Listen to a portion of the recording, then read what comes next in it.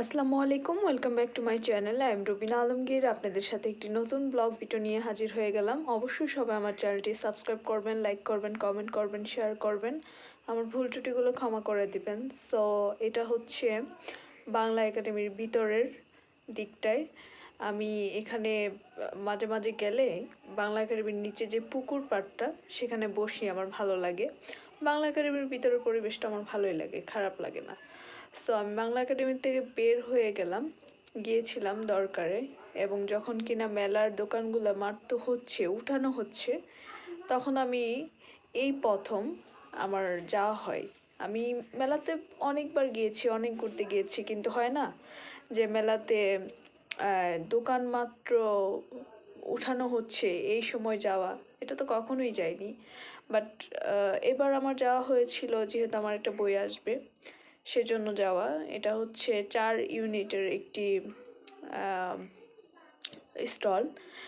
So হচ্ছে এই স্টলেই আমার বই পাওয়া গিয়েছে। তো যখন হচ্ছিল তখন গিয়েছিলাম, দেখে ভালো লাগছিল। আসলে এটা অন্যরকম এক ধরনের অনুভূতি ছিল। এটা পাশে একটা ইসলামিক টাইপের স্টল করা, সামনে আরও স্টল আছে, হাতের ডান দিকে আরও স্টল হচ্ছে, একদম মাঝামাঝি। তো এর মধ্যে আমি একদিন এফডিসিতে গিয়েছিলাম, শিল্পী সমিতিতে একটু বসছি, জাস্ট মনে হয় 2-3 মিনিট, অ্যান্ড ওয়াশরুম গেলাম, দেন বের হলাম, সাথে সাথে চলে আসলাম। আমি আসলে এফডিসিতে গেলে এরকম হুটহাটি যাই, ছটপট আবার বের হয়ে চলে আসি। ওইখানে না আড্ডা দিই না, আমি খুব একটা আমার আড্ডা দেওয়া হয় বা কারোর সাথে ওরকম কথা বলা হয়।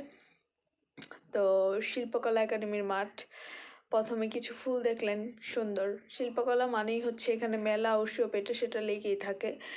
তো তখনও মেলা ছিল, একে শিল্পকলা মেলা হচ্ছে, তারপর হচ্ছে আবার বই মেলা হচ্ছে, একদম জমজমাটি 5টা। তারপর তো রমনা, সোহরাওয়ার্দী, টিএসসি, শাহবাগ, এগুলো সবসময় জমজমাট থাকে, কিন্তু বই মেলা এবং শিল্পকলা মেলা সব কিছু মিলিয়ে মানে বেশি একটু জমজমাট ছিল। তো শিল্পকলার চারদিকটা কিন্তু গ্রামগঞ্জের ঐতিহ্যর যে চিত্র সেটা ফুটিয়ে তোলা। কলা গাছ লাগানো আছে দেখতে পাচ্ছেন, মাঝখানে হচ্ছে মাছ ধরার যে মাচা ছোট ছোট সেগুলা দিয়ে সাজানো, লাইটিং করা, অনেকটা সন্ধ্যা সন্ধ্যা হয়ে আসছে। এবং কি মাঠের এক প্রান্তে হচ্ছে সাংস্কৃতিক অনুষ্ঠানের আয়োজন করা হয়েছে, অনেক দর্শক বসে আছে। যেহেতু এটা একটা উন্মুক্ত বিনা পয়সার প্রোগ্রাম, সেক্ষেত্রে দর্শকের অভাব হয় না। তাছাড়া যারা ঘুরতে আসে মেলাতে, সে বিষয়টা তো থাকেই।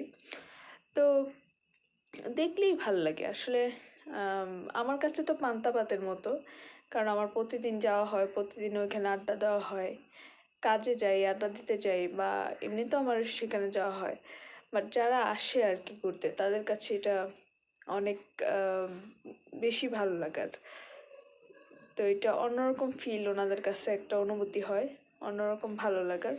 তো চারদিকে হচ্ছে সোন দিয়ে, বাঁশ দিয়ে তৈরি ছোট ছোট স্টল করেছে পিঠার দোকানের, অনেক দর্শক বসে আছে, প্রোগ্রামের জন্য ওয়েট করছে। বাট আমার এই অভ্যাসটা নেই।